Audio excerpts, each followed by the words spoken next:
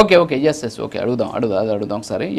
కట్టకట్టగా ద్రవ్యోల్బణం విషయంలో కూడా ద్రవ్యోల్బణం కూడా తగ్గుతోంది. యాజ్ పర్ గైడ్లైన్స్ ప్రకారం 2 నుంచి 4% ఉండాల్సినటువంటి పరిస్థితి కూటమి అధికారంలోకి వచ్చాక అలాంటి పరిస్థితి వచ్చింది అనేటటువంటి అంశాన్ని కూడా చాలా స్పష్టంగా చెప్పడం జరిగింది. ఈసారి ఒకసారి ఆ డాక్యుమెంట్ కూడా పక్కన ప్లే చేయండి. దాంట్లో ఉంది క్లియర్గా 2022-23లో 7.57% ఉన్నటువంటి ద్రవ్యోల్బణం 2024-25 నాటికి 2.16%గా అంటే ఇంకొక 1% వరకు పెరిగే అవకాశాలు ఉన్నాయి. సో కాబట్టి ఒక 3% వరకు కూడా తగ్గినటువంటి పరిస్థితి. మరి ద్రవ్యోల్బణం తగ్గడం అనేది నిజంగా ఆహ్వానించదగ్గ విషయం. అంతేకాకుండా రాష్ట్రానికి సంబంధించినటువంటి ఒక అభివృద్ధి సూచిక కూడా మనం చూడొచ్చు. మరి ఏమంటారు ఈ విషయంలో ఏమంటారు? ఒకసారి ఆ డాక్యుమెంట్ కూడా చూడండి, మీరు పక్కన కనిపిస్తుంది. 1 మినిట్లో క్లోజ్ చేద్దాం. దేశవ్యాప్తంగా కూడా ద్రవ్యోల్బణం తగ్గుతుంది. ఆంధ్రప్రదేశ్ లో పెద్ద ఎత్తున తగ్గింది. ఒక మంచి పరిణామం. ఆంధ్రప్రదేశ్ దేశానికి ఒక గ్రోత్ ఇంజన్ లాగా తయారవుతుందండి. నేను క్లియర్ గా చెప్తున్నాను.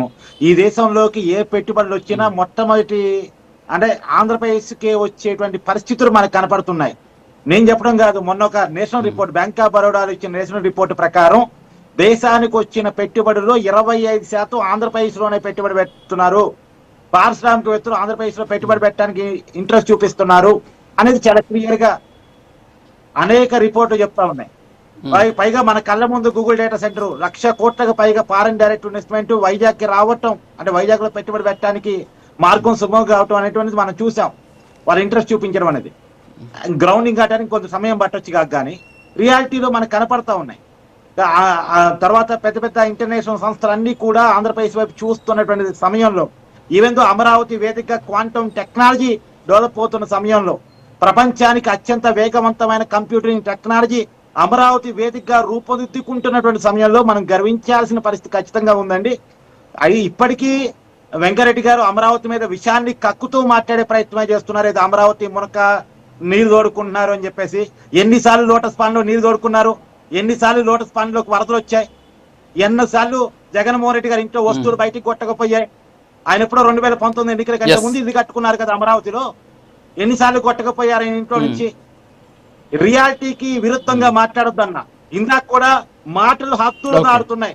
కొవ్వు అంటే మీ కొవ్వు అని చెప్పేసి మాట్లాడటం ఏంటిది?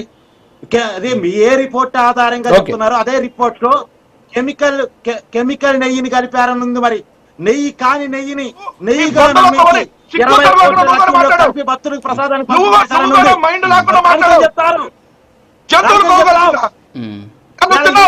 వైసీపీని వచ్చింది కాబట్టి వెంకటరెడ్డి గారు ప్లీజ్ అలాంటి మాట్లాడొద్దు ప్లీజ్. మీరు నింద